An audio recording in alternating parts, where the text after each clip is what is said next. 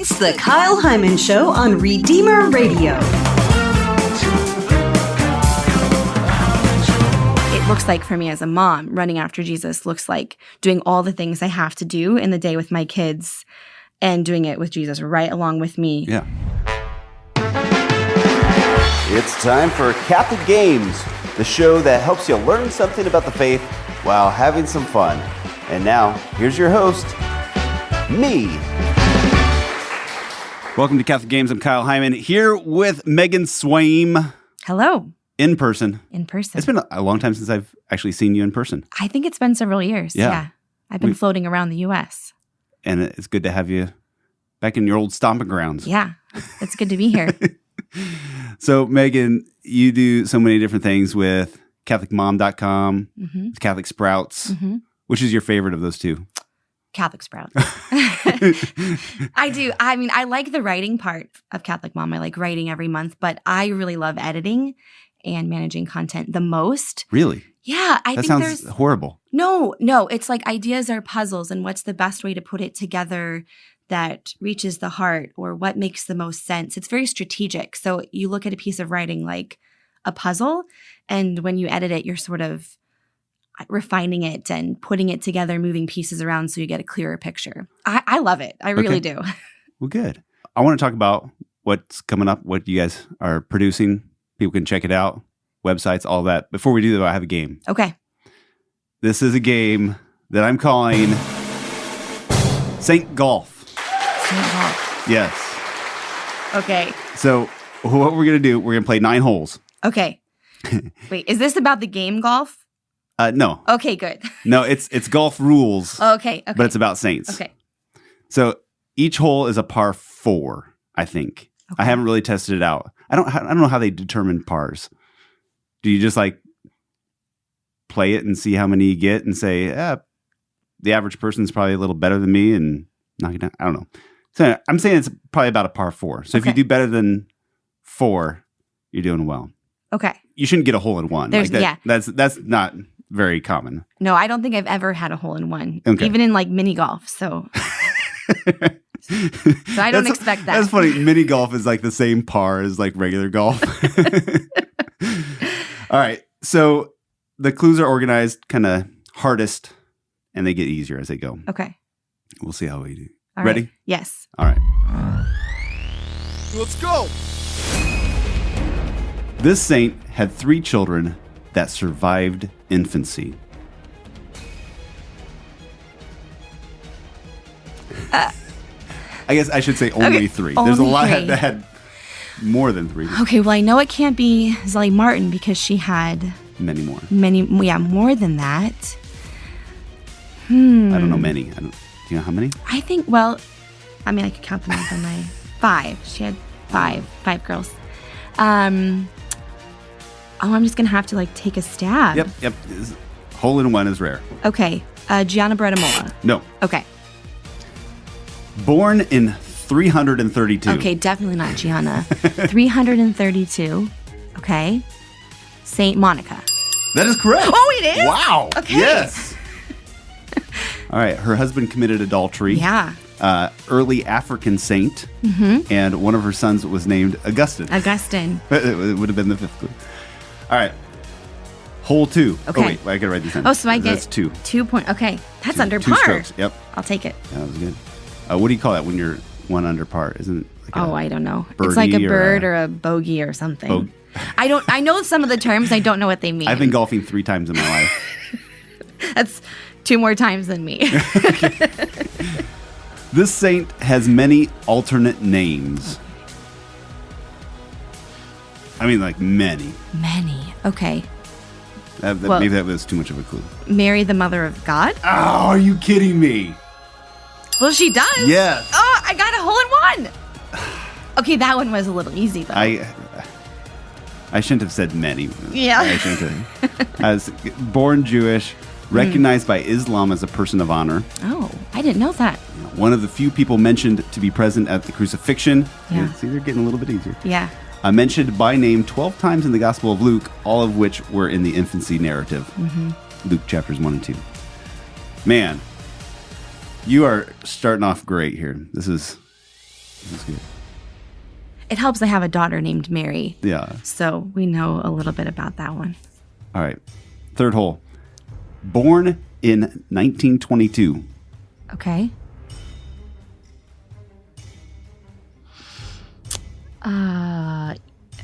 Edith Stein? No. Okay.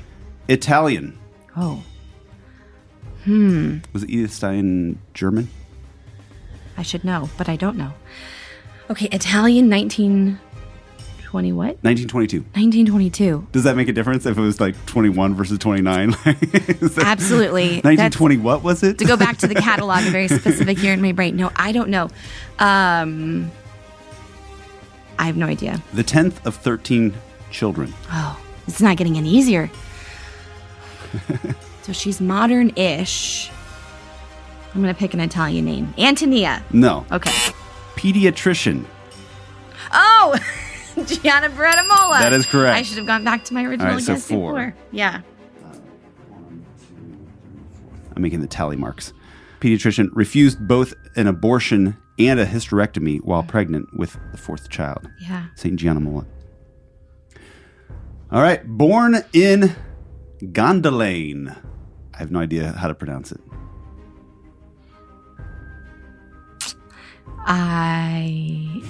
Where is that? Oh, I don't know. You don't know. A hole Okay, in one is rare. Yeah. Saint Philomena. Was refused to enter religious life. Saint Therese of Lisieux. No. Okay. Fell in love with a watchmaker.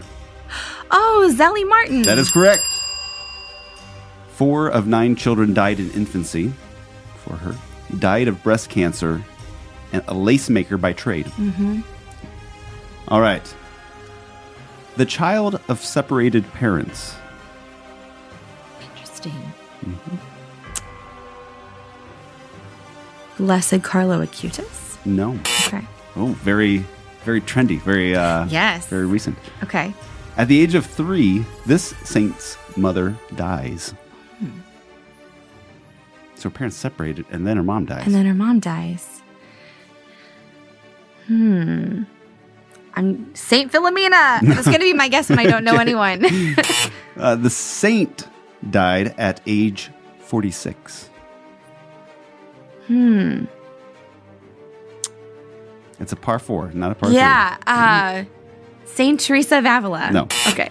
Established the first Catholic girls' school in the United States. Oh, Saint Elizabeth Ann Seton. That is correct.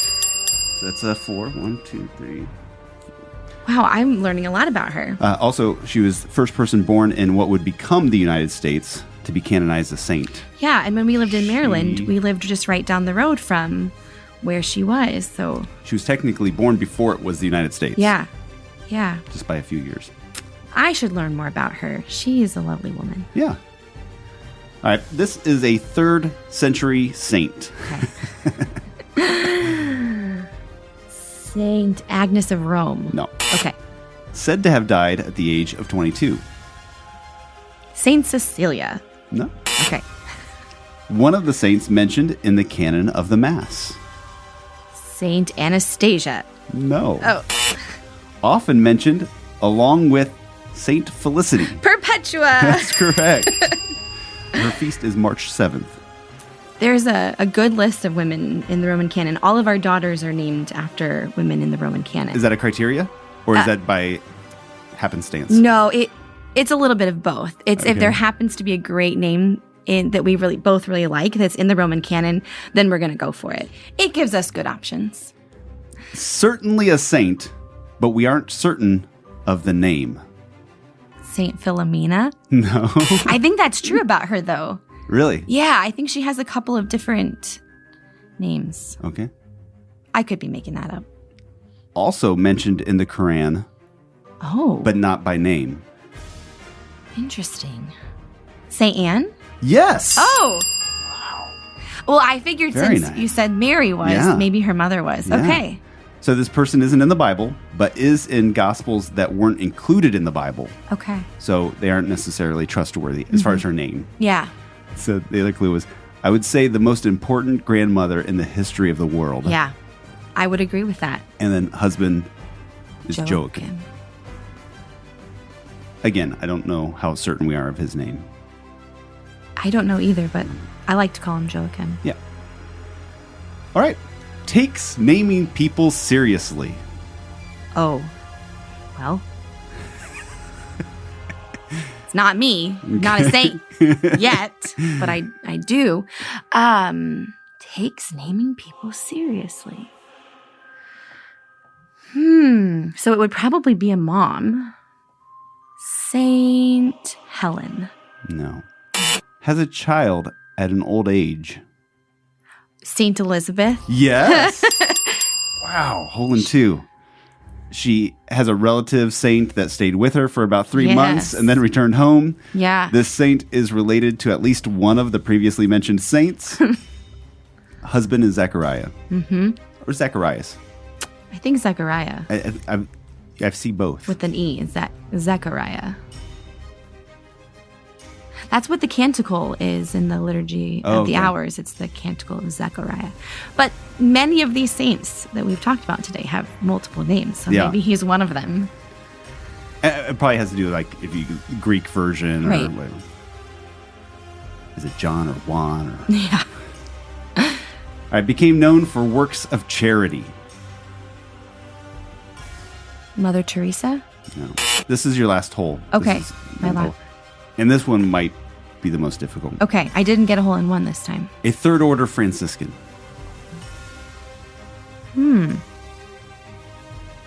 Mary Mazzarello? No. I think this is from Wikipedia. Okay. The attributes were pilgrim's hat, staff and bag, crown, writing book.